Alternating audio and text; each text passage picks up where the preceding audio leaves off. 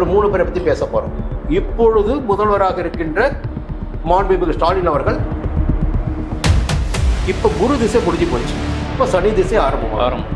சிறப்பாக செய்ய முடியாத ஒரு அமைப்பு இருந்ததுக்கு காரணமே இந்த சனிதான். எப்படியா எடப்பாடியார் வந்தாரு சிஎம்மா, யார் யாரோ இருக்கிறாங்க, முட்டினாங்க, மோதினாங்க, எப்படி இவருக்கு இந்த யோகம் வந்ததுன்னா தன்னுடைய பார்வை பலம் எல்லாமே அவருக்கு சாதகமாக இருக்கு. எங்க அடுத்த தேர்தலுக்கு பிறகு நம்மளாம் இல்லாமல் போயிடுவோமோ, நம்முடைய ஓட்டு புற விஜய் வாங்கிட்டு வரோம். கூட்டணி இல்லாம இவர் தனித்து நின்னா ஒரு கேள்விதான் அங்கு விழுமை தவிர. விசுவாவசு ஆண்டு பிறக்கும் போது என்னன்னா அரசியல் மாற்றங்கள் நிகழும். சன் அஸ்ட்ரோ டிவி நேயர்களே, உங்களை வணங்குகிறேன், வாழ்த்துகிறேன். தொடர்ந்து பார்த்தீங்கன்னா நம்முடைய சேனல்ல நிறைய தகவல் பேசிட்டே வரோம். இப்போ என்னன்னா விசுவாச வசு ஆண்டு பிறக போகுது, தமிழ் புத்தாண்டு. பொதுவாக ஒவ்வொரு ஆண்டு பிறக்கின்ற போதும் இந்த உலகத்திற்குரிய பலனை பற்றியும் நம்முடைய மாநிலத்திற்குரிய பலன்களை பற்றியும் அரசியல் பிரமுகர்களுக்கு எந்த விதமான பலன்கள் ஏற்படும் என்பது பற்றியும் நாம் தொடர்ந்து பேசிக்கிட்டு இருக்கோம். தொடர்ந்து நாம் பேசுவது எல்லாமே பார்த்தீங்கன்னா அவர்கள் குறித்துள்ள மீடியாவில் வருகின்ற ஜாதகங்களை மையமாக வைத்து மட்டும்தான் நம்ம பேசிக்கிட்டு வரோம்.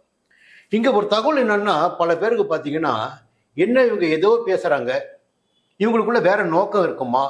நிச்சயமாக எங்களுக்குள் வேறு எந்த விதமான நோக்கமும் கிடையாது. மற்றவர்கள் கண்டுபிடிக்க முடியாத சில தகவல்களையும் நாங்கள் தொடர்ந்து சொல்லிக்கிட்டு வரோம். உதாரணத்துக்கு 2011 தேர்தலாகட்டும், 16 தேர்தலாகட்டும், மற்றவர்கள் கணிக்க முடியாத கணிப்பினை வெளியிட்டு அதில் வெற்றி பெற்றவர்கள் நாங்கள் என்ற நிலையில் இப்பொழுதும் அது பற்றி தொடர்ந்து கொண்டிருக்கிறோம். இந்த அரசியல் தலைவர்களுடைய ஜாதகத்தை பற்றி முதன்மையாக பேச ஆரம்பிச்சது நாம தான்.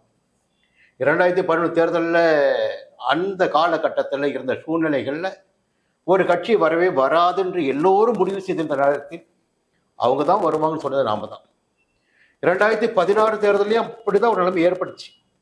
அதுவும் நாம தான் சொன்னோம், இவங்க தான் வரப்போறாங்கன்னு. அப்போ நமக்கு யார் என்பது முக்கியமே கிடையாது இந்த ஜோதிட உலகில்.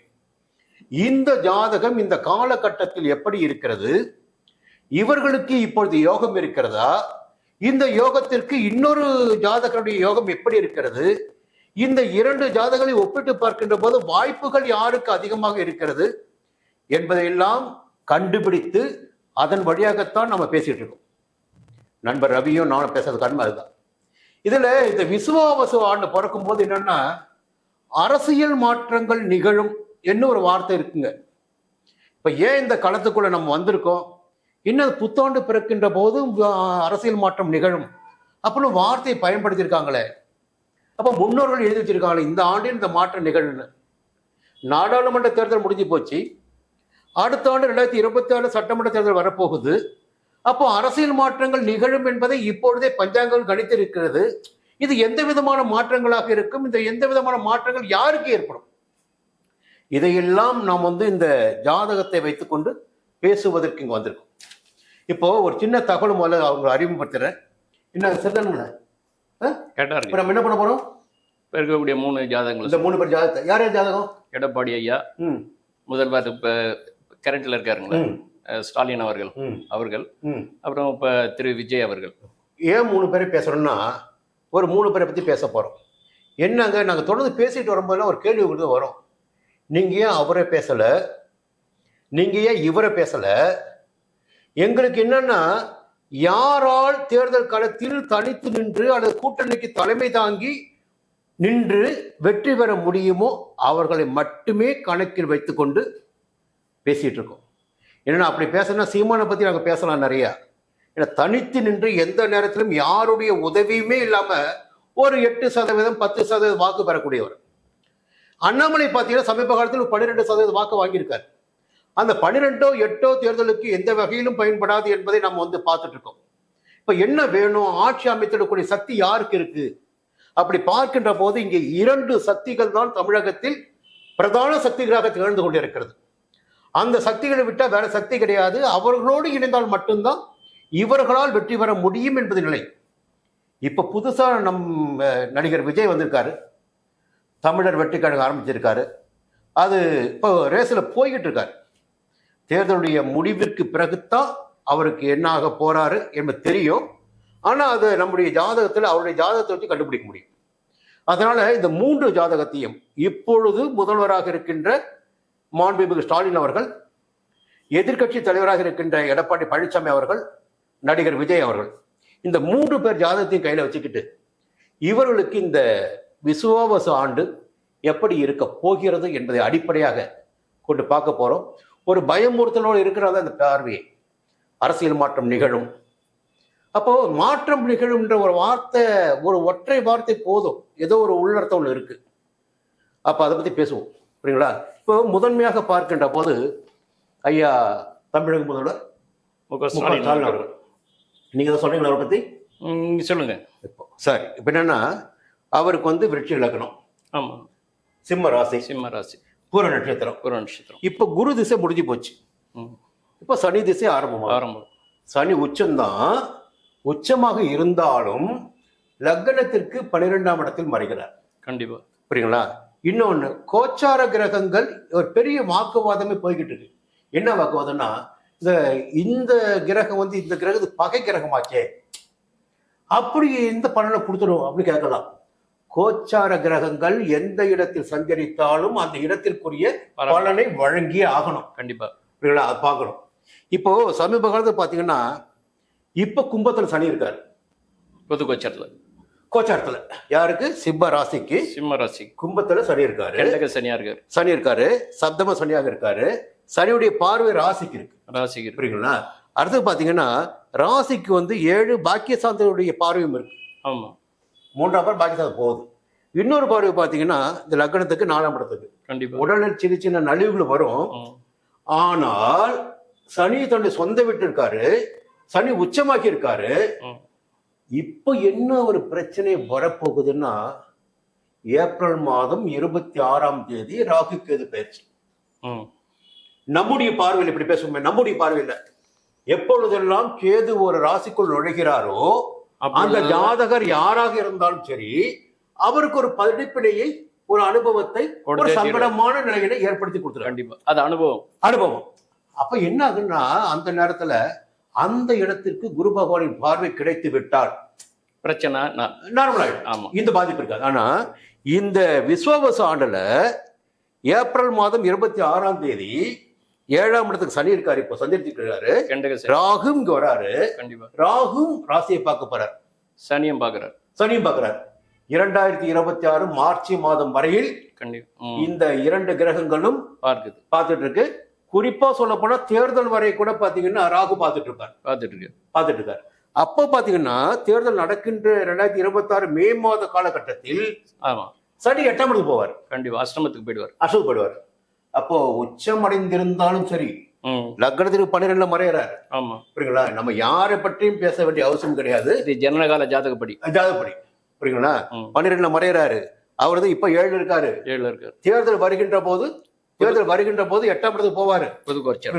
ஆனா ராகு ராசியை பார்த்துட்டு ராகு 7க்கு வந்துருவார். அப்போ இவருக்கு ஒரு பின்புலம் இருந்தால் மட்டும்தான் கண்டிப்பா எதிர்காலத்தில் இந்த ஆண்டில் வருகின்ற தேர்தலில் இவரால் கொஞ்சம் வெற்றியை எதிர்பார்க்க முடியும். அதற்கும் மேலாக சில விஷயங்களை பார்க்கணும்னா, ராசிக்குள்ள எப்பொழுதெல்லாம் கேது வருகின்றாரோ அப்பொழுது ஒரு படிப்பினையும் ஒரு சோதனையும் கண்டிப்பாக கொடுக்கும். 7ஆம் இடத்துல ராகு இருக்காரு. அப்போ அரசியல் மாற்றங்கள் நிகழக்கூடிய அளவிற்கு ஏதாகிலும் ஒரு பிரச்சனைகள் திடீரென்று உருவாகி, அது எதை வேணாலும் செய்யும், எது வேணா இருக்கலாம், உருவாகி ஒரு மத்திய அரசுக்கும் இவருக்கும் ஒரு நெருக்கடி கூட ஏற்படலாம். ஏன்னா இந்த 7ஆம் இடம் பாருங்க, அது நட்பு ஸ்தானம், கலத்திர ஸ்தானம், எல்லாமே அது கணவன் மனைவி உறவு, கூட்டு தொழில்கள் எல்லாமே அவங்க தான் 7 தான்.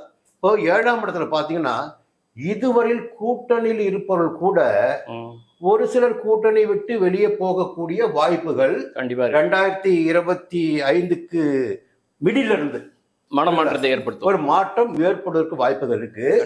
இவருக்கு ஒரு போராட்டகரமான நிலை இருக்கும். இப்போ 2 விஷயம் நம்ம ஒரு 5 பேர் திருமணம் எழுதணும். என்ன எழுதுனா, கலைஞரை பத்தியும் அம்மா பத்தி எழுதும்போது குடும்பத்தினரால் பெண்களால் அவமானப்படுவார், சங்கடத்திற்கு ஆளாவார் இருக்கு. அது பதிவுல இருக்கு, அது இருக்கு. புரியுங்களா?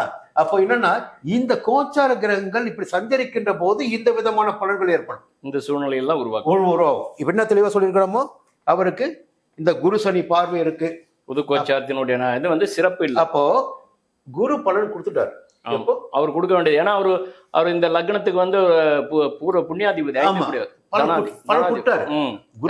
குரு திசையில முதல்வராக முழுமையான பாக்கியங்களை வரையறை முதல்வராக ஆக்கிட்டாரு. ஒரு மரியாதைக்குரிய இடத்தை உருவாக்கிட்டாரு. குரு எப்பொழுதுமே மாலை போட்டு பாக்குறவர், புரியுங்களா? கொடுக்கறதுனா குரு தான், கிரீடம் சூட்டி பாக்குறவர். இப்ப குரு திசை என்னன்னா இந்த ஏப்ரல் மாதம் 14ஆம் தேதியோட குரு திசை முடியுது.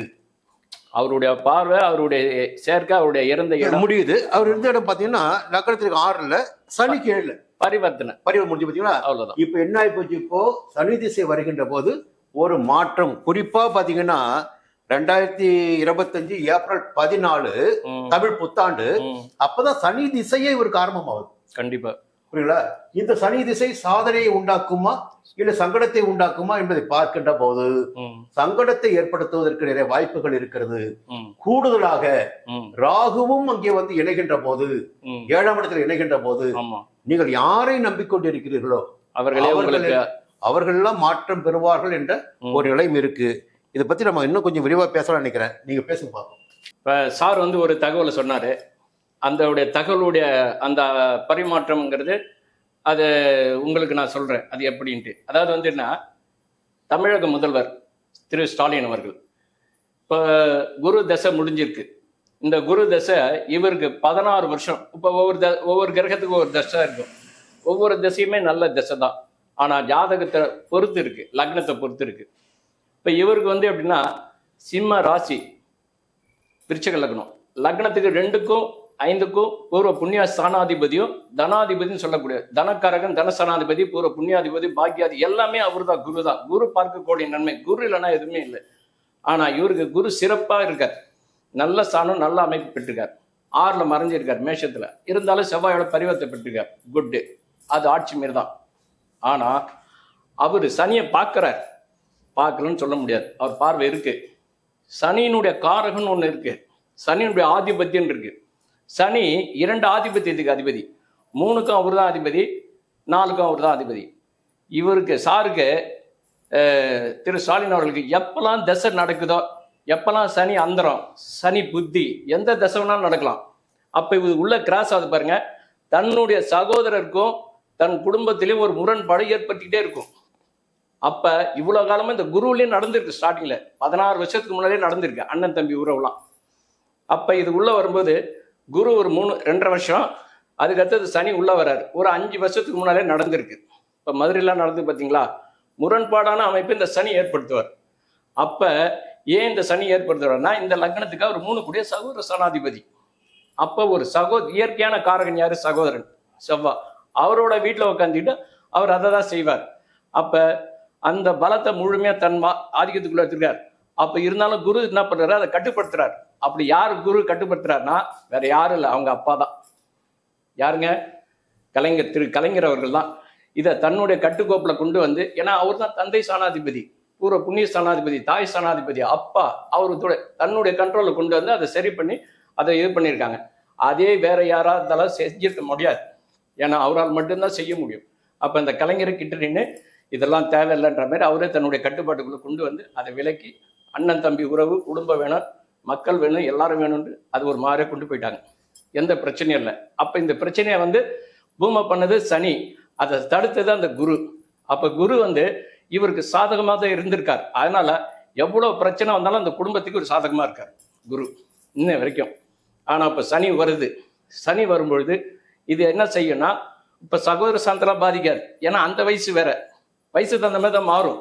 அதே அமைப்புல பிடிச்சிட்டு இருக்காது. இப்ப அவருக்கு வயசு 70 மேல வந்துருச்சு, 71, 72. அப்ப இந்த 72 அப்படின்னு உள்ள வரும்போது சனி ஆயுளுக்கும் காரகன், சனி முதிர்ச்சி. சனி வந்து அவர் வந்து எப்படின்னா பின் யோகத்துக்கு அதிபதி. அப்ப அவர் என்ன செய்ய போறார் அப்படின்னும் போது அவர் வக்ரமானது தவறு. அவர் பாருங்க வக்ரமா இருப்பார். அவர் யாரோட சாரத்துல? ராகுவோட சாரத்துல. அப்ப சுவாதின்ற கால் வாங்கியிருக்கார். அந்த சுவாதி கால் வாங்கின பிறகு அவர் இயற்கையில ராகு வந்து வக்ர நிலை பெற்றவர், பின்னோக்கி தான் வருவார்.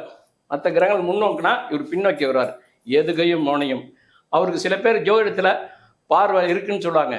என்னை பொறுத்த வரைக்கும் அந்த பக்கம் நான் போறது இல்லை, அதனால அது வேண்டாம்.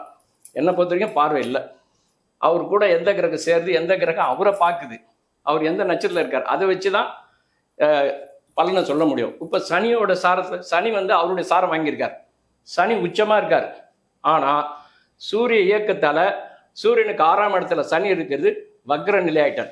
சூரியனுக்கு 180 டிகிரிக்குள்ள இன்னும் நுழையிறார் ஒரு சில பாகை உள்ள வந்துட்ட பிறகு. அப்ப முழுமையான அவருடைய செயல்பாடு மாறிடும். அப்ப நீச்ச வீட்டுல இருந்தா அதுக்கு பேரு உச்சபலம், வக்ரமா இருந்தா. அதே உச்சமான வீட்டுல வக்ரமா இருந்தா அதுக்கு பேர் நீச்சம். ஆட்சி வீட்டுல வக்ரமா இருந்தா அதுக்கும் நீச்சம்தான். ஆனா நீச்சம்னா முழுமையான நீச்சம் இல்லை, செயல்பாடு சில காலங்கள் முடக்கத்துல இருந்து அதுக்கப்புறம் தான் புதுப்பிக்கும். அதே மாதிரி இவருடைய ஜாதகம் சிறப்பா செய்ய முடியாத ஒரு அமைப்பு இருந்ததுக்கு காரணமே இந்த சனி தான். ஆனா இப்ப சனி என்ட்ரி ஆகுறாரு. இந்த சனி உடலை பாதிக்கும். செவ்வாய் என்பது ரத்தம், ரத்தத்தை இவர் அடிக்கடி பரிசோதனை பண்ணிக்கணும். இவர் எப்பயுமே ஒரு மருத்துவரை பக்கத்திலே வச்சிருந்தா அப்பப்ப அதை ஆலோசனை கேட்டுட்டே வரணும். ஏன்னா இது நரம்பு, ஏன்னா சனி நரம்புக்கு அதிபதி, ரத்தத்துக்கு அதிபதி செவ்வாய். அவரோட வீட்டில் இருக்கார் செவ்வாய், சகப்பு பிளட்டுக்கெல்லாம் அவர் தான். அப்ப சனி வந்து மூளைக்கும் அதிபதி. அப்ப தன்னுடைய உடலை பரிசோதனை ஒரு தடவை டாக்டர்கிட்ட அடிக்கடி செக் பண்ணிக்கணும். இது இவருடைய இது. நண்பர்களை கூட இருக்கிறவர்களை விரோதம் பண்ணிக்காம, ஒரு தாய் எப்படி தன்னுடைய முட்டைகள் போட்ட கோழி குட்டிகளை காத்துக்கிட்டு இருக்கோ, பருந்து வட்டம் சுத்தின்னு தான் சார் இருக்கும். அதே மாதிரி உங்களை சுத்தி எல்லாருமே எதிரிகள் இருக்கதான் செய்வாங்க. அதை ஒன்றும் பண்ண முடியாது. பருந்து தன்னுடைய குட்டிகளை கொண்டு போகாத அளவுக்கு பருந்து எப்படிலாம் கோழி தன்னுடைய அடகாத்து தன்னுடைய குட்டிகளை வளர்க்குதோ, அது போல உங்க கூட்டணிக்குள்ள இருக்கக்கூடிய எல்லாரையும் உங்க பார்வைக்கு வச்சு நீங்க சரி பண்றதுதான் உங்களுடைய திறமை. இதான் விதி. ரெண்டாவது, யாரையும் நம்பக்கூடாது. நான் இதுக்காக சொல்லலை, கிரக அமைப்பின் அவருடைய இது அமைப்புக்காக. எல்லாமே உங்க அமைப்புக்குள்ள வந்துட்டா வெற்றி உங்களுக்கு நிச்சயம். ரெண்டாவது, இந்த தசை வந்து உங்களுக்கு சுத்தமா டோட்டலிஸா உங்களுக்கு பிச்சு கிடாச்சுன்னு நான் சொல்ல வரல. எடுத்த உடனே இந்த சனி வந்து ஒரு 7 வருடம் 8 வருட காலத்துல ஒரு சோதனைக்கு உட்பட்டு தான் அப்புறம் தான் யோகத்தை கொடுப்பார். அப்ப அது ஏன் யோகத்தை கொடுக்குறா, அந்த குருவுடைய பார்வையை நம்ம கணக்குல எடுத்துக்கணும் என்ன இருந்தாலும். அப்ப அந்த குரு வந்து 5ஆம் அதிபதி, 5-9க்குரிய சுபர் பாவராயணம் மிஞ்சி பலன் செய்யும் ஒரு விதி இருக்கு. அதனால முதல்ல அவர் காரகத்தை கொடுத்துட்டு ஆதிபத்தியத்தை கொடுத்துட்டு இருக்கும்போதே அவர் அந்த புத்திகள் ஒரு சில புத்தி அவருடைய புத்தியெல்லாம் முடிஞ்ச பிறகு அதுக்கடுத்த புதன் புத்தி, இந்த புதனை வந்து இந்த விருச்சகத்துக்கு ஆப்போசிட், அந்த புத்தியும் முடியணும். இந்த விஸ்வசான்ல இந்த பொது கோச்சர்லயும் இப்ப இந்த சனி உள்ள நுழையிறார். அப்ப வந்து எலெக்ஷன் நடக்கிற காலத்துல சனி வந்து 8க்கு போயிடுறார். 8ங்கிறது ஒரு போகக்கூடாத ஒரு இடம், அனுபவிக்க கூடாத ஒரு அமைப்பெல்லாம் அதை கொண்டு வரும். எல்லாருமே ஒரு விஷயம் பயமுறுத்துறாங்க. நம்முடைய பார்வையில் என்னன்னா 8ஆம் இடம் வந்து பயப்பட வேண்டிய அவசியமே கிடையாது. அப்படி இல்லை சாமி. இல்லை சொல்லிடுறேன், உங்களுக்கு பயப்பட அவசியம் இல்லை. என்ன காரணம்னா, இந்த உயிர்காரகமா பொருள்காரகமான்ற போது ஏதாகிலும் ஒண்ணுதான் வந்து கை வைப்பாங்களே தவிர 2லும் கை வைக்க வேண்டிய அவசியம் கிடையாது. இல்ல, ஒன்று உயிருக்கோ இல்ல உடம்பிற்கோ பாதிப்பு வரணும். அது இல்லாத பட்சத்துல இப்பொழுது இருக்கின்ற புகழ் அந்தஸ்து இருக்கு பாருங்க, சப்போஸ் புகழ் அந்தஸ்து இறங்கிட்டா கூட அவருடைய உடல்நிலையில பாதிப்பு வராது. கண்டிப்பா, புரியுங்களா? அப்போ வந்து 8ஆம் இடத்துல சனி போச்சு உடனே வந்து அந்த பாதிப்பு வரும், இந்த பாதிப்பு வரலாம், அது கற்பனை, பழைய வடிகட்டின கதை அது. அப்படிங்களா? இப்ப நம்ம இன்னும் நிறைய பார்க்கணும். அப்போ பொதுவாக பார்க்கின்ற போது 2 விஷயங்க, அதுக்காக உடலையும் பரிசோதனை பண்ணிக்கணும். நீங்க சொன்ன மாதிரி ஒரு விஷயம் என்னன்னா, 5ஆம் அதிபதி பூர்வ புண்ணியாதிபதி குரு பகவான். யாருக்கு? புத்திர ஸ்தானாதிபதியா குரு பகவான் தான். அப்போ புத்திரனை கொடுத்துட்டாரு. இப்ப குரு திசை நடந்துட்டு இருந்துச்சு. அந்த புத்திரனாலேயே வந்து ஒரு நல்ல நிலைமைக்கு இவர் வந்திருக்காரு. என்னுடைய பார்வையில அப்படிதான் நான் நினைப்பேன். சரிங்களா? என்னுடைய ஜோதிட ரீதியா. அடுத்து என்ன பாத்தீங்கன்னா, அதே புத்திரனுக்கும் இவருக்கும் கூட சின்ன சின்ன மன வருத்தங்கள் ஏற்படுவதற்கு கூட வாய்ப்புகள் உண்டாகும். என்னன்னா, அரசியல் நடவடிக்கையில காரணம், இப்ப சொல்றேன் காரணம், அந்த 5ஆம் இடத்து அதிபதி 6ஆம் இடத்துல போய் உட்கார்றார். புரியுங்களா? அவர் பார்க்கின்ற இடங்கள் பாத்தீங்கன்னா சனியை பார்க்கிறார். அந்த சனி யாராக இருக்காரு? வக்ரமா இருக்காரு. 2-3 விஷயம். அப்போ ஒரு விஷயம், தந்தைக்கும் மகனுக்குமான உறவில் கூட சில சங்கடங்கள் ஏற்படலாம். முடிவுகள் எடுப்பதில் கூட இவர் ஒரு முடிவு சொல்லுகின்ற போது இவருடைய மகன் வந்து இதை செய்ய வேண்டாம், இப்படி செய்ய வேண்டாம், மாற்றி செய்யலாம், இல்ல இதை செய்யக்கூடாது, அப்படி ஒரு கடுமையான வாக்குவாதங்கள் ஏற்படக்கூடிய நிலைமை கூட நிச்சயமாக வரும். மாறுபட்ட கருத்து வரும். காரணம் 5ஆம் அதிபதி 6ஆம் இடத்துல போய் உட்காருவது. அதான், புரியுங்களா? செவ்வாய் வீட்டுல போய் உட்காருது. அடுத்து இப்ப என்ன பார்க்க போறோம், நம்ம உதயநிதி பத்தி பேசும்போது பௌர்ணமி ஜாதகம் பௌர்ணமி சொல்லணும். அதே பௌர்ணமி ஜாதகம் தான் இவருடைய ஜாதகமும். ஆமா, முதல்வர் ஜாதகமும் பௌர்ணமி ஜாதகம் தான். இவருக்கும் சூரியனும் சந்திரனும் சத்தமா பார்வை தான். குருவுடைய பார்வை 5ஆம் பார்வை ராசி கிடைக்குது. இவரு பிறந்ததுல இருந்தே பாத்தீங்கன்னா ஒரு வம்சாவளியில பிறந்த ஜாதகம் தான் நம்முடைய முதல்வருடைய ஜாதகம். அதுல எந்த விதமான குறையும் கிடையாது. ஆனால் என்ன பிரச்சனை இப்பொழுது எடுத்து காட்டுது, சனி பகவான் வக்ரமாய் இருக்காரு.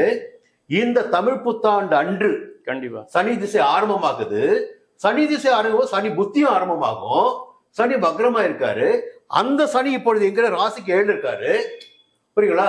அடுத்த தேர்தல் 8க்கு போவாரு. இந்த சூழ்நிலைகளால் ஒன்று இந்த ஆண்டு பஞ்சாங்கத்தை சொன்ன மாதிரி ஆட்சி மாற்றங்கள் இல்ல அரசியல் குழப்பங்கள் ஏற்பட சொல்ற மாதிரி, ஒன்று ஆட்சியில் சில சங்கடங்களோ இல்ல தேர்தல் நேரத்தில் மாற்றங்கள் ஏதும் ஏற்படுவதற்கோ வாய்ப்புகள் உண்டாகும்.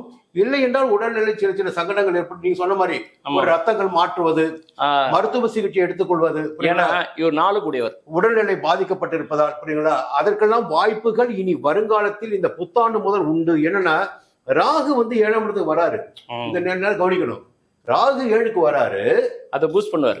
ராகு 7க்கு வர விரிவு செய்வது ராகு. புரியுங்களா? ஒரு விஷயத்த 1 இருக்கிறது 100 ஆக்குவார், பூஸ்ட் பண்ணுவார். அப்போ கேது உள்ள வராரு பாருங்க, ஜென்மத்துல ராசிக்குள்ள. அதுதான் அது மிகப்பெரிய சங்கடம் இல்லையா? தனிமைப்படுத்தும். உடல் நிலையில் இவர் எப்பொழுதும் கவனமாக எச்சரிக்கையாக இந்த விசுவாவச ஆண்டில் இருக்க வேண்டும். இதுதான் முக்கியம். ஒரே பாயிண்ட் இதுதான். புரியுங்களா? தேர்தல் நேரத்தில் பாத்தீங்கன்னா இந்த அலைச்சலை ரொம்ப குறைச்சிக்கணும். கூட்டணிகளுக்கும் இவருக்கும் ஒரு நெருக்கடி நிச்சயமாக தேர்தல் சமயத்தில் ஏற்படுவதற்கு வாய்ப்புகள் உண்டு. இன்றுள்ள சூழ்நிலை நிச்சயமாக நாளை மாறக்கூடும். என சனி புத்தி தான் போவோம். அப்போ சனி 8ல இருப்பார். கண்டிப்பா சனி திசை, சனி புத்தி, சனி 8ல இருப்பார் தேர்தல் இடத்துல. ராகு ராசியை பார்ப்பாரு, ராசியில கேது இருப்பார். அப்போ எப்படி பார்த்தாலும் குருவுடைய பார்வை இருக்காரு ராசிக்கு. புரியுங்களா? என்னதான் பார்வையில போய் குரு உட்கார்ந்தாலும் ஒரு பார்வை ராசிக்கு வராது. புரியுங்களா? லக்னத்துக்கு வராது. அப்போ நிச்சயமாக ஒரு நெருக்கடிக்குண்டான காலகட்டமாக இந்த காலகட்டம், இந்த தமிழ் புத்தாண்டிற்கு பிறகான காலகட்டம், சனி திசை தொடங்குகின்ற காலகட்டம் நம்முடைய முதல்வருக்கு இருக்கும். அவர் உடல்நிலையிலும் மற்ற நண்பர்கள் விஷயத்திலும் கொஞ்சம் எச்சரிக்கையாக கவனமா இருக்கணும். கூட்டணியை காப்பாற்றணும். ஏன்னா வேற எது கிரகம் தசனை தான் இப்ப நம்ம பயப்பட வேண்டிய இந்த அளவுக்கு இல்ல. ஏன்னா இது நடக்கிறது சனி. ஏன்னா கர்மகாரகன் அவன், கர்மகாரகன். புரியுங்களா? கொஞ்சம் அவன் கொஞ்சம் மிஸ் பண்ண கூட எதுவெல்லாம் பண்ணுவான். உங்களுடைய பூர்வ புண்ணிய பலன்களை கொடுத்திடக்கூடியவன் சனி பகவான். ஆனா பூர்வ புண்ணியம் நல்லா இருக்கு. அதான் 5 போய் குரு உட்காந்து அவருடைய 6ல பறையறாரு. அதனாலதான் இவர் சார் 72 வயசுலயும் இவர் இன்னைக்கு ஆட்சி முதலமைச்சரா இருக்காரு. இல்ல இல்ல என்னன்னா குரு முடிவதற்குள்ளாக இது எல்லாமே குரு திசை முடிவதற்குள்ளாகவே இவர் ஆட்சியை உட்கார வச்சு பார்த்தாச்சு. தந்தையை இவர் உட்கார வச்சு பார்த்தாரு. தந்தை இருக்கும்போது இவர் உட்காரக்கூடாது. புரியுங்களா? தந்தை போயிட்ட பிறகு இவர் அந்த இடத்துல உட்கார்றாரு. குரு திசை என்பது இவருக்கு யோகமான திசை, அதை மறுக்க முடியாது. அதனாலதான் எல்லாம் நடந்தது. ஆனால் சனி திசை அப்படி இருப்பதற்கு வாய்ப்பில்லை என்பது மட்டும்தான் நம்முடைய தகவலாக இருக்கு. இந்த விசுவாவச ஆண்டில் கொஞ்சம் நெருக்கடிகள் ஏற்படுவதற்கு வாய்ப்புகள் உண்டு. கூட்டணியிலும் குழப்பங்கள் ஏற்பட வாய்ப்புகள் உண்டு. தந்தைக்கும் மகனுக்கும் சில பிரச்சனைகள், முட்டல் மோதல்கள் ஏற்படும் வாய்ப்புகள் உண்டு. இதுதான் இந்த ஜாதகம். இதை பற்றி நீங்க வேற சொல்லுங்க. இப்ப நீங்க சொன்னதுல 100க்கு 100 சரி. இப்ப இந்த ஆண்டினுடைய பலனே எப்படின்னாக்கா 39வது வருடம் விஸ்வாவசு. ஏன்னா போன ஆண்டுல இவருக்கு எல்லாம் நிறைவா இருந்தது. இந்த ஆண்டுல ஒரு புதிய மாற்றம் கொண்டு வரணுங்கிறது தமிழ் புத்தாண்டினுடைய தொடக்கமே இதுதான். சித்தர்களே எழுதியிருக்காங்க இந்த பாட்டினுடைய வழியா. அப்ப ஒரு அமைப்பு கழிதலும் ஒரு அமைப்பு புதியதும் மாறிக்கொண்டே இருக்கும். அதாவது இரவு பகல், சூரியன் சந்திரன், இது போல வந்துகிட்டே இருக்கும். அப்ப இந்த ஜாதகத்தின் நீங்க சொன்னீங்க பாத்தீங்களா, இந்த சனி உடைய மாறுதலுக்கு பிறகு சில அமைப்புகள்ல மாறுபட்ட ஒரு கருத்து கொண்டு வரும். அப்ப அந்த முரண்பாடான ஒரு கருத்தை கொண்டு வர்றதுக்கு பொது கோச்சாரமும் செயல்படுது. அப்ப ஜென்ம நட்சத்திரம், அதாவது எப்படின்னா இப்ப ஜென்ம நட்சத்திரத்துக்கு மேல கேது இப்ப வரப்போறார். இவர் பூர நட்சத்திரம், ஜென்ம நட்சத்திரம், அது மேல கேது உட்காரும் பொழுது அந்த கேது ஒரு அழுத்ததான் செய்வார். அப்ப அது கண்டிப்பா உடலை கொஞ்சம் இது பண்ணும். அதனால இவர் மருத்துவ பரிசோதனை, மருத்துவத்துடைய இது கேட்டுக்கிறது நல்லது. ஒரு நம்முடைய வாழ்க்கையில, நம்முடைய ஜோதிட அனுபவத்துல பொதுவா நான் சொல்றேன், நம்முடைய ஜோதிட அனுபவத்துல எப்பொழுதெல்லாம் கேது திசை ஒரு ராசினருக்கு வருகிறதோ அந்த காலகட்டம் அந்த ராசினருக்கு பாதகத்தை ஏற்படுத்திடக்கூடிய கண்டிப்பா இது ஒரு விஷயம் தான். இதுல என்ன ஒரு எக்ஸப்ட் என்ன இல்ல, என்ன மாறுதல் விதிவிலக்கு என்ன இருக்கு அப்படின்னா ஒரு சுப கிரகம் அந்த கேதுவை பார்த்துட்டா அந்த பிரச்சனை தன்மை இல்லை. மாறுபடும். ஆமா ஆனா சுப கிரகம் பார்ப்பதற்கு இப்ப வழி இல்லை. இல்ல சிம்மத்துல கேது சஞ்சரிக்கின்ற போது சுப கிரகம் பார்க்கல. குரு வந்து ஆனா மிதுனத்துக்கு ஒரு வருவார். விஷயம் என்னன்னா, மே மாதம் 11ஆம் தேதிக்கு பிறகு ம். சனியையும் ராகுவையும் தன்னுடைய 9ஆம் பார்வையாக குரு பார்க்கிறார். குரு பாரு ஆனா கேது பாரு. விவரம் வர கேது பார்க்கல. ம். அப்போ அந்த 7ஆம் இடத்தை பார்த்துறாரு. கண்டிப்பா. அப்போ அந்த நட்புகளை உறவுகளை கொஞ்சம் காப்பாத்திட முடியும் ஆமா. போராடி. ஆமா. என்னன்னாலும் இவருடைய சுயம்னு இருக்கு பாருங்க, ம். தன்னுடைய உடல், ம். தன்னுடைய சக்தி, அத சரி பண்ணு. அவர் பலவீனத்தை ஏற்படுத்தக்கூடிய ம். நிலையினை ம். கேது உண்டாக்குவார். கண்டிப்பா. மருத்துவ சிகிச்சை எடுத்துக்கொள்ள வேண்டும். ம். இது செஞ்சிட போதும். ஏன்னா அவங்கவுங்க பூர்வ புண்ணிய விதின்னு ஒண்ணு இருக்கு. ஆமாங்க. நம்ம ஒவ்வொரு ஜாதகத்தை பார்க்கும்போது எனக்கு ஆச்சரியமா இருக்கு. என்ன ஏன் இதுவும் பௌர்ணமி ஜாதகம், இதுவும் பௌர்ணமி ஜாதகம், இதுவும் பௌர்ணமி ஜாதகம் ஏன் சொல்ல போறோம்னு தெரியும் உங்களுக்கு. என்னன்னா அடுத்த ஒரு ஜாதகத்தை பார்க்க போறோம். ஆமா அது பௌர்ணமி. புரியுங்களா? அந்த ஜாதகத்தை பார்த்தாலும் பௌர்ணமி ஜாதகங்க. அப்போ ஏதோ ஒரு யோகம் இல்லாம இவங்கெல்லாம் அந்த சேருக்கு வர முடியாது. ஆமாங்க. நீ எங்கேயாவது பிறந்துட்டு போ, எங்கேயாவது வளர்ந்துட்டு போ, எப்படியாவது இருந்துட்டு போ, என்னைக்காவது ஒரு நாளைக்கு இந்த சேர்ல நீ வந்து உட்காந்து ஆகணும். அதான் விதி. புரியுங்களா? அதுவும் பூர்வ புண்ணிய விதி. இப்போ முதல்வரை பத்தி பேசணும், ம். நம்ம வந்து தப்பா பேசல. என்ன பண்ணணும்? இருக்கிறது சொல்லிடுங்க. என்ன சொன்னோம்? இந்த கிரகங்கள் இங்க சஞ்சரிக்கிறார்கள், இந்த சஞ்சரிக்கின்ற போது இந்த பலன்களை ஏற்படுத்துவார்கள். ஆமா. இது நம்ம கிட்ட இருக்கிற ஜாதகத்தினுடைய அடிப்படையை வச்சுட்டு பேசிட்டு இருக்கோம். கண்டிப்பா. புரியுங்களா? இந்த ஜாதகம் வேறாக இருந்தால் இந்த பலன்கள் கூட வேறாக இருக்கலாம். ஆ. நம்மிடம் இருப்ப ஜாதகம் 20/3/1954 12/10 இரவு பிறந்ததுதான் மதியம் பிறந்த ஜாதகம். அதனாலதான் நம்ம வந்து இவர் முதலமைச்சரா வருவாரு 2001 நம்ம அடிச்சு பேசினதே. ஆமா. கரெக்டா வந்துட்டாரு. 1/3/1953 1/3/1953 புரியுங்களா? ஆமா. 12/20 ம். இரவு இரவு. புரியுங்களா? இந்த நேரத்துல பிறந்தவர்கள் ஜாதகம் பேசிட்டு இருக்கிறோம். இந்த ஜாதகம் இந்த காலகட்டத்தில் இந்த பலன்களை கொடுக்கும். ஆமா. அடுத்து பாத்தீங்கன்னா இப்போ இவ்வளவு நேரம் பாத்தீங்கன்னா இப்ப நம்முடைய முதல்வர் பத்தி பேசணும்.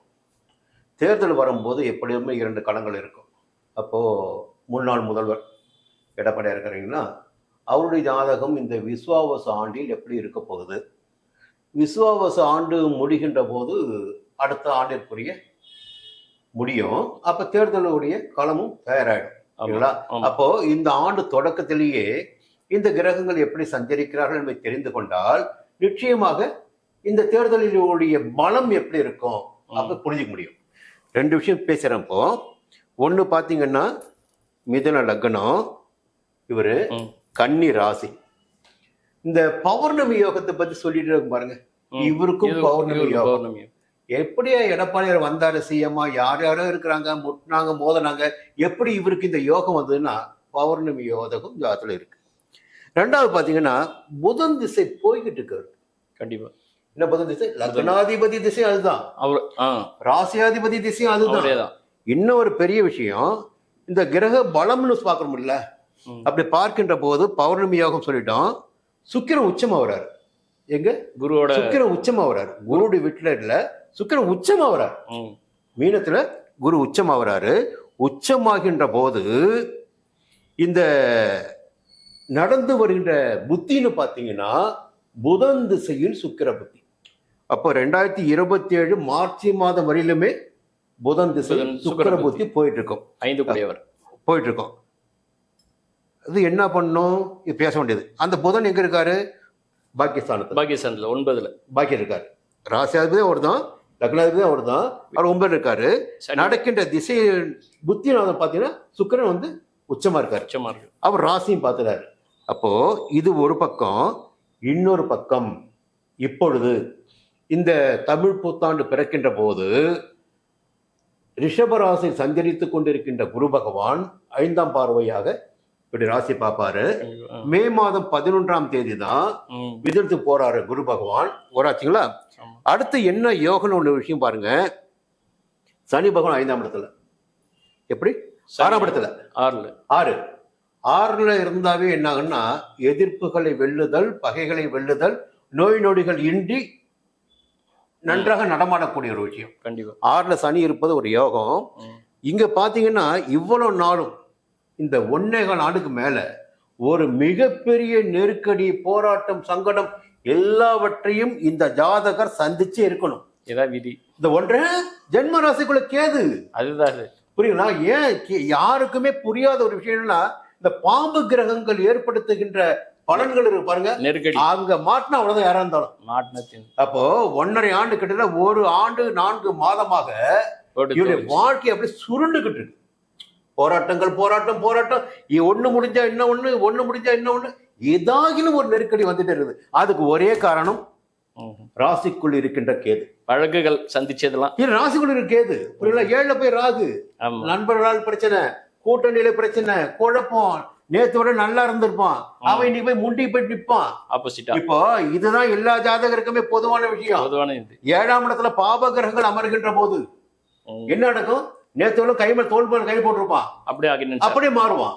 இப்ப ஏன் நம்ம முதல்வர் பத்தி பேசணும்? 7ல ராகு வராரு, கொஞ்சம் 7ல சனி இருக்காரு. நேத்தோட நல்லா இருந்திருப்பாங்க, இன்னைக்கு அவங்க முறுக்கிக்கிட்டு போறதுக்கு வாய்ப்பு இருக்கு. இப்ப அதே நிலைமை தான் இப்பொழுது இவருக்கு. யாருக்கு? எடப்பாடியாருக்கு. 7ல போய் ராகு இருக்காரு. இந்த 1.5 ஆண்டுகளாக போராட்டம். ஜென்ம ராசிகள் கேது. திசாபுத்தி நல்லா இருக்குங்க, அதனால சமாளிச்சாரு. திசாபுத்தி நல்லாவே இருக்குது, சமாளிச்சாரு. புரியுங்களா? இப்போ அடுத்து பாத்தீங்கன்னா, இப்பொழுது 6ஆம் இடத்துல சனி கூடுதலாக ராசிக்குள் சஞ்சரித்து நெருக்கடிகளை ஏற்படுத்தி வந்த கேது பகவான் 12ஆம் இடத்துக்கு போறாரு, 6ஆம் இடத்துக்கு ராகு வராரு. இனி வரும் காலகட்டம்னு பார்க்கும்போது எடப்பாடியாருக்கு நிச்சயமாக அவர் அரசியல ஜெயிக்கிறாரு தோக்கிறாரு வேற. அப்புறம் தனிப்பட்ட ஒரு மனிதராக பார்க்கின்ற போது இந்த விசுவாச ஆண்டு எடப்பாடியாருக்கு மிகப்பெரிய யோகமான ஆண்டாக இருக்கும். எந்த எதிரிகளாக இருந்தா சரிங்க. பொதுவா 6ல ராகு, 6ல சனி, கேது போயிட்டாரு, முடிஞ்சு போச்சுங்களா? 2ஆம் இடத்துக்கு குரு பாப்பாரு மே மாசத்துக்கு பிறகு, 4ஆம் இடத்தை பாப்பாரு, 6ஆம் இடத்தையும் பாப்பாரு. அதேதான். இப்போ எல்லா சூழ்நிலைகளையும் சாதகமாக்கி கொள்ளக்கூடிய சக்தியும் உண்டு. பார்வைகள் பலமாவது, பார்வைகளும் பலமா இருக்கு. கூட்டணியும் நிச்சயமாக எதிர்பாராத ஒரு பலமான கூட்டணி இவருக்கு அமையும். நீங்க ஆராய்ச்சி பண்ணுங்க. இப்ப சார் சொன்னார் தெரியுங்களா, அதாவது எடப்பாடியார் ஜாதகம் விஸ்வாவசு இந்த ஆண்டு ஒரு நிறைவு எப்படி இருக்கும் அப்படின்னு. அந்த விஸ்வாவசுன்ற ஆண்டே ஒரு அரசியல்ல ஒரு புரட்சி இருக்கும், கண்டிப்பா உண்டு. மாற்றம் என்பதுதான் புரட்சி. அப்ப இந்த புரட்சி என்பது இந்த ஆண்டினுடைய அமைப்பே இவருக்கு சாதகமா இருக்கிற மாதிரியே வருது. அதுல எந்த வித மாற்று கருத்துல. ஏன்னாக்கா சரியா இந்த ஜென்மத்துல எப்பெல்லாம் இந்த கேது உள்ள நுழையுதோ, யாருக்கெல்லாம் ஜென்மத்துல கேது நுழையக்கூடாதுங்க, ஜென்மத்துல ராகு நுழையக்கூடாது. இது மாதிரி ஜென்மத்தை ஜென்மம் என்பது உடல் ரீதியாவோ நம்முடைய நட்பு ஸ்தானம் சொல்லக்கூடிய 7 ராகு கேது எப்பயுமே ரெண்டுமே ஒரே நல்லா மாறும். அப்ப இந்த 2 அமைப்புக்குள்ள வரும்போது நண்பர்களா இருக்கட்டும், குடும்பமா இருக்கட்டும், மற்ற நம்ம தொழில் செய்யற இடமா இருக்கட்டும், இல்ல வேலை செய்யற இடமா இருக்கட்டும், இல்ல வெளிநாட்டுல போய் கூட நம்ம இருக்கலாம், எந்த அமைப்புல இருந்தாலும் அந்த 1.5 வருஷம் நம்மள உண்டு இல்லைன்னு ஆக்கிடுங்க. அப்ப சும்மா இருந்த தேரை தூக்கி வீதியில கடாசன மாதிரி கொண்டு விட்டு போன மாதிரி ஆக்கிடும். அப்ப எல்லாம் சேர்ந்து இழுத்தாதான் தேர் வெளியே வரும். அந்த மாதிரி இது ஈத்து விட்டு போயிடும். அப்ப மாட்டின் முழிக்கிறது யாரு? ஜென்மத்துல இருக்கிற கேது. அப்ப அந்த கேது இதை இப்படிதான் செய்யும். அதனால தான் வழக்குகள் எல்லாமே சந்திச்சுன்னு சொல்லாம சூசகமா சொல்லியிருக்காரு. கண்டிப்பா ஒரு வழக்குகள், போராட்டங்கள், திரும்புற பக்கம்லாம் எதிரிகள் எல்லாமே நடந்திருக்க காரணமே இந்த கேது தான். ஆனா இந்த கேது இப்ப 12ஆம் இடம் சொல்லக்கூடிய மோட்ச முக்தி ஸ்தானம், நிம்மதியான தூக்கம் சொல்லக்கூடிய அந்த இடத்துக்கு போறார். அந்த இடத்துக்கு போய் என்ன பண்ணுவார்னு பார்த்தா சிம்ம ராசி. அந்த சிம்ம ராசின்னு சொல்லக்கூடிய சூரியனோட வீடு. அந்த 12ஆம் இடம் போய் மறையும்பொழுது அது மறைவு தான். ஆனா 6ஆம் இடத்துல சனியோட ராகு அமைறார். அப்ப எதிரிகள் தும்சமா ஒரு இடம். அப்ப சனியினுடைய பார்வைகள் அங்க சாதகமா இருக்குது. அவர் பார்க்கக்கூடிய 7ஆம் இடமா பார்க்கட்டும், அவர் 3ஆம் இடம் பார்வை உண்டு, 10ஆம் இடம் பார்வை உண்டு. அப்ப அந்த 3 பார்வையும் இவருக்கு சிறப்பா இருக்கு. 6ஆம் இடத்துல உட்கார்ந்தாலே ஸ்தான பலம், அவர் இருக்கக்கூடிய இடம், இது எல்லாமே தன்னுடைய பார்வை பலம் எல்லாமே அவருக்கு சாதகமா இருக்கு. அப்ப இந்த விஸ்வாவச ஆண்டுங்கிறது அவருக்கு நிறைவா இருக்குது. அவர் அதை அரசியல் சார்ந்த விஷயமா இருக்கட்டும், மற்ற எல்லா விஷயமும் அவருக்கு அமோகமா இருக்கு, யோகமா இருக்கு. இந்த ஆண்டினுடைய பலன் இவருக்கு தான். ஓம் நம சிவாய. இப்போ நம்ம பேசிக்கிட்டே இருக்கிறோம். என்ன பேசிட்டு இருக்கிறோம்? நம்ம யாருக்குமே என்ன ஜாதகம் இருக்காது பேசிட்டு இருக்கோம். கண்டிப்பா. இப்போ இந்த உலகம் தெரிந்து கொள்ள வேண்டும், ஜோதிட நேயர்கள் தெரிந்து கொள்ள வேண்டும். என்ன ஒரு விஷயம்னா, சூட்சமமான விஷயம். கிராமத்துல சொல்லுவாங்க, யாரோ சூனியம் வச்சுட்டாங்க, வைப்பு வச்சுட்டாங்கன்னு. சூனியமும் கிடையாது, வைப்பமும் கிடையாது, மந்திரமும் கிடையாது, மாயமும் கிடையாது. எப்பொழுதெல்லாம் ஞான மோட்சக்காரனான கேது பகவான் ஒரு ராசிக்குள் சஞ்சரிக்கிறாரோ அந்த காலகட்டத்தில் அந்த ராசினருக்கு சூனியம் வைத்தது போல ஒரு எதிர்மறையான பலன்கள் தொடர்ந்து நடந்து கொண்டிருக்கும். இப்போ 1.5 ஆண்டுகளாக பார்த்தீங்கன்னா எடப்பாடியாருக்கு வந்து எல்லாமே எதிர்மறை தான். அப்போ 7ஆம் இடத்து நிலைமையும் அதுதான். நண்பர்களாக நண்பர்கள் கூட பார்த்தீங்கன்னா எதிர்மறையாக போயிருப்பாங்க. கண்டிப்பா. இப்போ 2-3 விஷயங்கள் என்னன்னா, 6ஆம் இடத்துல ராகு வராரு, 6ஆம் இடத்துல சனி இருக்காரு. 6ஆம் இடத்தை மே மாதத்திற்கு பிறகு குரு பகவான் பார்க்க போறாரு. அது இன்னும் இப்போ சிறப்பு. ஒரு விஷயம், பாப கிரகங்கள் 6ல் அமர்கின்ற போது எல்லாமே யோக பலன்கள் கொடுப்பாங்க. அதே குரு போய் 6ல் உட்காந்து வச்சுங்களேன், எதிர்ப்பு அதிகமாக போவார். ஆனா இவரு பார்வை இருக்கு பாருங்க, ராசிக்கு 6ஆம் இடத்தை குரு பார்க்கிறாரு. அதான் ஞானிகள் அப்போ சொல்றது. இன்னும் இன்னும் இன்னும் செல்வாக்கு கூடிக்கொண்டு போகும். இந்த விசுவாவச ஆண்டு எடப்பாடியாருக்கு ஒரு அதிர்ஷ்டமான ஆண்டாக இருக்கும். நட்புகளால், கூட்டணியால் ஒரு மாற்றத்தை இவர் சந்தித்திடக்கூடிய விஷயம் இருக்கு. விட்டு கொடுத்து செயல்பட்டால் மட்டும்தான் இவரால் வெற்றி பெற முடியும். கண்டிப்பா. ஒரு வீம்போடு இருந்தா, அதுவும் இவருடைய சுய ஜாதகங்கள் பாத்தீங்கன்னா செல்வாக்கு இருக்குங்க. கொஞ்சம் இறங்கணும். ஆட்சி அமைக்க முடியுமா இந்த செல்வாக்கு வச்சுன்னு பாத்தீங்கன்னா, அதற்கு ஒரு கூட்டணியால் தான் மட்டுமே முடியும், தவிர தனிப்பட்ட முக்கியமாக முடியாது. இப்போதைக்கு இவருடைய செல்வாக்கு நான் தனிப்பட்ட முறையில உண்டு இருக்கலாம். இப்போ அம்மா இருந்தாங்க, அம்மாவுடைய எதிர்கட்சி தலைவர் இருந்தாங்க, அவங்க ஆட்சியில் இல்லாத போது கூட செல்வாக்கு இருந்துச்சு. இவரும் ஆட்சியில் இல்ல, செல்வாக்கு. தனிப்பட்ட செல்வாக்கு என்பது வேற, எல்லாருக்கும் ஆட்சி அதிகாரம் என்பது வேற. ஆட்சி அதிகாரம் கிடைக்குமா கிடைக்காது என்று பார்க்கின்ற போது 2027 மார்ச் மாதம் வரலும் சுக்கிர புத்தி இருக்கு. சுக்கிரன் எங்க இருக்காரு? ராசிக்கு 7 இருக்காரு, சூரியன் சேர்ந்து இருக்காரு. அப்போ கூட்டணி இல்லாமல் நிச்சயமாக சாதிப்ப வாய்ப்பே கிடையாது. இதுதான் அவருடைய ஜாதகம். புரிந்து கொள்ளட்டும். இது எல்லாருக்கும் சேர்த்தா சொல்றேன், புரியுங்களா? இப்போ அடுத்து நம்ம பேச போறது நம்ம நடிகர் விஜயுடைய ஜாதகம். என்னன்னா, ஏன் மற்றவங்களாம் பேசாம இவரை பேசணும்னா, இவருடைய வருகை வந்து சில அரசியல் கட்சிகளுக்கு வயதில் புளிய காத்திருக்கு. எங்க அடுத்த தேர்தலுக்கு பிறகு நாமெல்லாம் இல்லாம போயிடுவோமோ, நம்முடைய ஓட்டு புற விஜய் வாங்கிட்டு வரோம் என்ற பயம் வந்து சில அரசியல் கட்சிக்கு யதார்த்தமாக வந்திருக்கு. இப்பொழுது கட்சி ஆரம்பிச்ச புதுசுலேயே வந்து பாத்தீங்கன்னா, ஒரு மற்றவர்களுக்கு கொஞ்சம் அச்சத்தை ஏற்படுத்தக்கூடிய அளவிற்கு, அது ஆளுங்கட்சி ஆகட்டும், எதிர்கட்சி ஆகட்டும், எந்த பெரிய கட்சிகளுக்கு கொஞ்சம் பயம், எந்த கட்சியா இருந்தாலும் அத்தனை பேரும் பயப்படக்கூடிய ஒரு நிலைமை இவர் எடுத்து ஏற்படுத்தியிருக்காரு. அதன் காரணமாகத்தான் இவர் ஜாதகத்தை கையெழுத்திருக்கும். புரியுங்களா? 2 விஷயம். இவருடைய லக்னம் கன்னி லக்னம். புரியுங்களா? ராசின்னு பாத்தீங்கன்னா கடகராசி. 2 விஷயம். இவருடைய கடந்த காலங்களை பற்றி பல முறை பேசிட்டோம். சரி, இந்த அரசியல் நிகழ்ச்சியின் போது எப்படி பேசணும்னா, என்ன தேர்தல் நேரம், இந்த விசுவாவச ஆண்டு பிறக்கின்ற நேரம், இவருடைய ஜாதகத்துக்கு நிலைப்பாடுகள் எப்படி இருக்கும், இதை நம்ம பேசி ஆகணும். இப்போ கடகராசினருக்கு அஷ்டம சனிங்க. இப்போ கடகராசினருக்கு அஷ்டம சனி. இவ்வளவு நாள் பார்த்தீங்கன்னா இந்த கட்சி ஆரம்பிச்சாரு. அப்போ ஒரு விஷயம், பாக்கியஸ்தானத்துல ராகு இருந்தாரு, 11ஆம் இடத்துல கேது இருந்தார். 11ல் இருக்கின்ற கேது நிச்சயமாக யோக பலன்கள் கொடுத்தாகணும். உபஜயஸ்தானம். பாக்கியஸ்தானத்தை ராகு கொடுத்தாரு, ஒரு அபிவிருத்தி பண்ணி காமிச்சிட்டாரு. இப்போ ஏப்ரல் மாதம் 26ஆம் தேதி ராகு கேது பயிற்சி. இது சூட்சமம். ராகு கேது பயிற்சி வருகின்ற போது 2ஆம் இடமான தன குடும்ப வாக்குஸ்தானத்துக்கு கேது வராரு. 8ஆம் இடத்துக்கு கோச்சார பலன் ராகு வராரு. அங்க குரு இருக்காரு ஜன ஜாதகத்துல. ஆனா சனி இப்பொழுது கோச்சார ரீதியா சனி 8ல ராகு வரப்போறாரு. அப்போ 7ஆம் இடத்துக்கு 2ஆம் இடம். புரியுங்களா? இந்த ராசிக்கு 2ஆம் இடத்துக்கு கேது. நிறைய விஷயங்கள் வந்து 8க்கு 12ஆம் இடம், 9க்கு பாக்கியத்துக்கு 12ஆம் இடம். பாக்கியத்துக்கு 12 விரயம் பண்றாங்களா? பாக்கியத்தை விரயம் பண்ணாச்சா? இந்த தேர்தல் என்பது ஒரு மிகப்பெரிய போராட்டத்தை, நெருக்கடியை சந்தித்திடக்கூடிய தேர்தலாக இருக்கும். என்ன காரணம்னா ஒரே விஷயம்தான், 2 கட்சிகளும் மிகப்பெரிய கட்சிகள். இப்போ 2 பேருக்கு என்னன்னா, இவருடைய போட்டியில வந்து அங்க அவரை கவனிப்பாங்க. கவனிக்கும் போது அவருடைய வளர்ச்சி தான் இவங்களுக்கு ஒரே குறிக்கோளாக எப்படி தடுக்கிறது பார்ப்பாங்க. இப்ப 2 பக்கமும் அடி வாங்க வேண்டிய சூழ்நிலை வரும். அப்போ யாராகிலும் ஒருவரை கைவசப்படுத்தி கொண்டால் மட்டும்தான் இந்த காலகட்டத்தில் இவரால், இந்த ஜாதகர், புரியுங்களா? ஏன்னா தெளிவா சொல்றேன், 2ல் கேது, 8ஆம் இடத்தில் ராகு, 8ஆம் இடத்தில் சனி. இதெல்லாம் கொஞ்சம் கோச்சார ரீதியாக போராட்டங்கள் கொடுத்துரும். போராட்டம். பாக்கியத்துக்கு 12ஆம் இடங்க, பாக்கிய ஸ்தானத்திற்கு 12ஆம் இடம். விரயத்தை உண்டாக்கும் இல்ல, அஷ்டமஸ்தானம் ராகு சனியும் தனித்து பாதிப்பு ஏற்படுத்தல. அப்போ ராசிக்கு 2ல கேது. வார்த்தைகளால் தேவையற்ற வார்த்தைகளால் என்னன்னா, இவர் என்ன பேச தெரியாம பேசிடுவாரு. இப்போ நம்ம சீமான்லாம் மூச்சிட்டு இருக்காரு பாருங்க, சில வார்த்தைகளை விட்டுட்டு என்ன பேச பேசிடுவாரு. பேசிட்டு இதுல இன்னொன்னுங்க, வார்த்தையை வச்சு சம்பாதிக்கிறது உண்டு, வார்த்தையை வச்சு பிரச்சனை உருவாது உண்டு. அது கேது உட்காராங்க, இது கேது வர்றதுதான். கேது இருக்காரு, கேது உட்காருங்களா, அந்த இடத்த சனி பாக்குறாரு, அந்த ராகு பாக்குறாரு, ரெண்டாம் இடத்த, புரியுங்களா? அப்ப அங்க நெருக்கடி வரும், பிரச்சனைகள் ஏற்படும். அதனால் இவர் என்னன்னா 2 விஷயம் தாங்க. யாராகிலும் ஒருவரை கைவசப்படுத்திக் கொள்ள வேண்டும். நான் தனித்து நிற்பேன் என்றால் அது நிச்சயமாக இந்த தேர்தல் போது, அது தேர்தல் முடிவிற்கு பிறகு அவருடைய உண்மையான சக்தி வெளிப்படும்.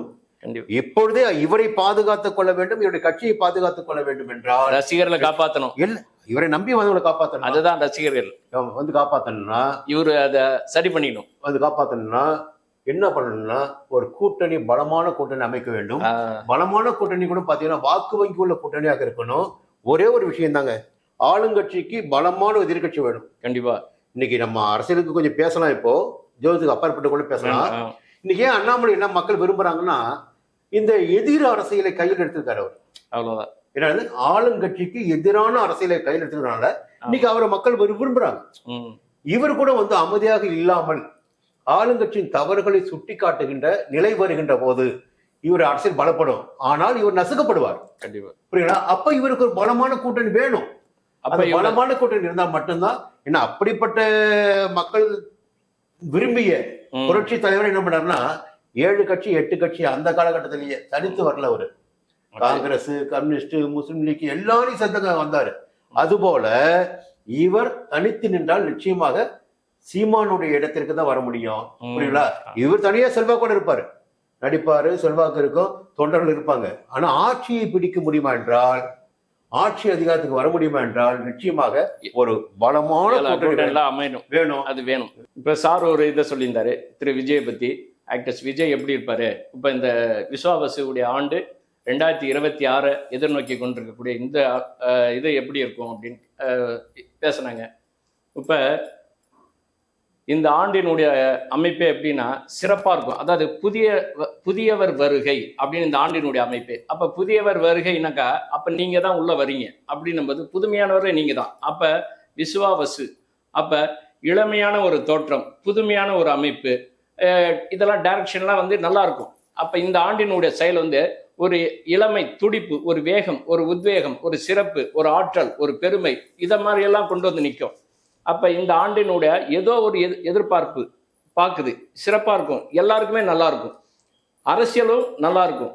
அப்ப இந்த அரசியலை நீங்க முன்னோக்கி, அதாவது விஜய் வந்து முன்னோக்கி தனிப்பட்ட முறையில இவர் ஏதாவது செய்து சாதிக்கணும் அப்படின்னா, இது இந்த ஆண்டினுடைய அமைப்பே எப்படின்னா இவருடைய ஜாதகமே இப்போ நாங்கள் எல்லாம் சொல்லணும் இல்லைங்களா. இப்போ வந்து இந்த ராசியினுடைய அமைப்பு, இப்போ இந்த கடக ராசிக்கு வந்து இவர் பூச நட்சத்திரம், சனியுடைய எதுக்காக சொல்ல வரேன்னா சனி தடை தாமதம் சொல்லக்கூடியது. எப்பயுமே சனி வந்து வேகமாக செயல்படுத்துற மாதிரி சொல்லி வந்து தடுத்துரும். அப்போ இயற்கையிலேயே இவருக்கு ஒரு தடங்கள் வந்து தான் செய்யும். அது சினிமாவாகட்டும், இப்போ இந்த திரையுலகமாக இருக்கட்டும், இது அரசியல் உலகமாக இருக்கட்டும், எதுக்காக இருந்தாலும் ஒரு தடை வந்து தான் செய்யும். அது மாதிரி சொன்ன குறிப்பிட்ட இடத்துல இவர் வர முடியாது. இதுக்கு காரணம் இதுதான். ஆனா அவர் இல்லை, அவர் முதன்படுவார். ஆனா அதை முதன்மை ஆக்க முடியாம ஒரு சூழல் ஏதோ ஒன்று தடுத்துட்டு தான் இருக்கும். அது எப்பயுமே அது இதுதான். ஆனா இருந்தாலும் வெற்றி உண்டு. ஏன்னா அந்த பேரே விஜய், அதனால விஜயங்கிறது விஜயம், வெற்றி. இப்ப இந்த ஆண்டு வந்து உங்களுக்கு தான். ஆனா எல்லாமே நமக்கு இருக்குன்னு சொல்லிட்டு ஒரு நமக்குள்ளாரே ஒரு நம்பிக்கை வந்து வேகமா எடுத்துக்கூடாது. ஆனால் நம்ம இறங்கி இவர் கூட்டணியோட, ஏன்னா வெளியே நிற்கிறது வந்து சாதாரண இதில் எல்லாமே பெரிய பெரிய ஜாம்பவான். எம்ஜிஆர் 72 கட்சி ஆரம்பிச்சு கூட்டணியை தான் போனாரே தவிர அவர் இருக்கிற கெப்பாசிட்டிக்கு அவர் தனித்து நின்று கூட ஜெயிக்கலாம். ஆனால் அது விரும்பலை. எல்லாருக்கும் நல்லா இருக்கணும், எல்லாரும் நல்லா இருக்கணுன்றதுக்காக கூட்டணியாக உருவாக்கினார். எல்லாருமே மக்கள் நல்லா இருக்கணும், தொண்டு நல்லா இருக்கணும், நம்மளை நம்பி இருக்கிறவங்க நல்லா இருக்கணும். அப்போ இதுதான்.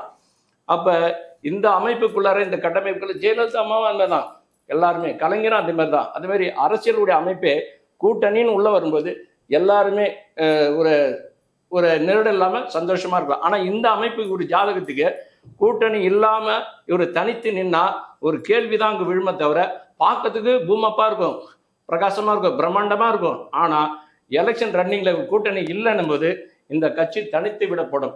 அப்ப ஏதோ நம்ம ஒரு ஏமாற்றம் ஆயிட்டோம் அப்படின்ற மாதிரி இந்த ஏமாற்றம் நம்ம என்ன பண்ண போறோம்னா ஒரு விஷயம் தான், இந்த கோச்சார பலன்கள் இருக்கு இல்லையா. என்னன்னா என்னதான் திசாபுத்தி இருந்தாலும் எல்லா திசாபுத்தி சாதகமா இருக்கு, திசையே சாதகமா இருக்கு, முடிஞ்சு போச்சு அப்படின்னு சொல்ல முடியாது. ஏன்னா புத்தி வந்து எதிர்மறையா இருக்கலாம். அதுதான் பொது கோச்சாரம். எதிர்மறையா இருக்கலாம். ஆனா கோச்சார பலன்கள், கோச்சார கிரகங்கள் பலன் கொடுத்து ஆகணும். அந்த பலனை செய்யும். அப்போ என்னன்னா, இப்ப 3ல இருக்காரு கேது. 3 கேது வந்து முன்னேற்றத்தை கொடுத்தாரு, முயற்சியை வெற்றியாக்கினாரு, ஒரு கட்சியை உருவாக்கி கொடுத்தாரு. பாக்கி ராகு போய் அவரும் ஆதாயமா உட்காந்துருக்காரு. அவர் ராகு புத்தி போயிட்டு இருக்கு இப்போ. ராகு வந்து ஒரு மக்கள் செல்வாக்கு கொடுத்தாரு இப்போ. ஆனா இந்த கோச்சார கிரகங்கள் இப்ப நான் சொல்றதான், இந்த கோச்சார கிரகங்கள் இப்போ 2025ஆம் ஆண்டு தமிழ் புத்தாண்டு விசுவாச ஆண்டுல சனி 8ல இருக்காரு. நான் ஞாபகம் வச்சுங்க, சனி 8ல இருக்காரு, ராகு 8க்கு வரப்போறாரு. பாக்கிய ஸ்தானத்திலிருந்து இவரை விரிவுபடுத்தி காட்டிய ராகு இப்ப வந்து அஷ்டமத்துக்கு வரப்போறாரு. புரியுங்களா? 3ஆம் இடத்திலிருந்து முயற்சிகளை வெற்றியாக்கி கேது 2ஆம் இடத்துக்கு வரப்போறாரு. புரியுங்களா? அப்பொழுது இன்று நாம் பேசிக்கொண்டிருக்கின்ற நேரத்தில் உள்ள சூழ்நிலை 2025ஆம் ஆண்டு ஏப்ரல் 26ஆம் தேதிக்கு பிறகு, ராகு பயிற்சிக்கு பிறகு நிச்சயமாக மாறும். அதனால இது ஒரு அவருக்கு என்னன்னு இந்த ஒரு வழிகாட்டுதல், ஜோதிடர்கள் வழிகாட்டுதல் மட்டும்தான். அப்போ ஒரு பலமான கூட்டணியை அமைத்தால் வெற்றி பெற முடியும், இல்லை என்றால் வெற்றி பெற முடியாது. இதுதான் விஸ்வாவச ஆண்டுடைய விஜய்க்குரிய பலனாக இருக்கிறது. இது நமக்கு என்னன்னா ஜோதிட பலன். ஆமா, புரியுங்களா? கிரகங்கள் இங்க வரைக்கும் அவர் யாரோட பார்த்துக்கிட்டோம், இது நம்ம சொல்கின்ற பலன்களை யாராலும் விமர்சனம் பண்ணட்டும். புரியுங்களா? இந்த இடத்தில் இந்த கிரகம் அமர்கிறது, இந்த கிரகம் இந்த பலன் தான் உண்டா, அதுதான் பேசிட்டு இருக்கோம். அதனால என்ன இருக்கோ அதை சொல்லிட்டோம். இது நம்முடைய கடமை. கண்டிப்பா மற்றொரு விமர்சனம் பண்ணட்டும், நம்முடைய பணியை தொடருவோம். புரியுங்களா? அடுத்த பதிவுல சந்திப்போம். சரி, நன்றி, வணக்கம்.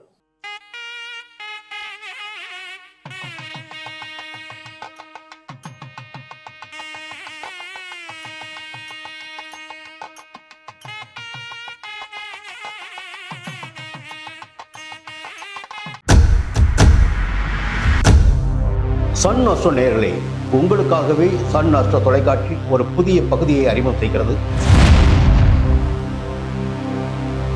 உங்களுக்கு ஜாதகம் பார்க்க வேண்டும், உங்களுடைய எதிர்கால பலன்களை தெரிந்து கொள்ள வேண்டும், திறமையான ஜோதிடர்கள் வழியாக அதை தெரிந்து கொள்ள வேண்டும் என்ற எண்ணம், சிந்தனம் இப்போது மேலோங்கி இருக்கு. அதற்கு வழிகாட்டுதலாக சன் அஸ்ட்ரோ டிவி ஒரு புதிய ஆப்பினை உங்களுக்கு அறிமுகம் செய்ய இருக்கிறது.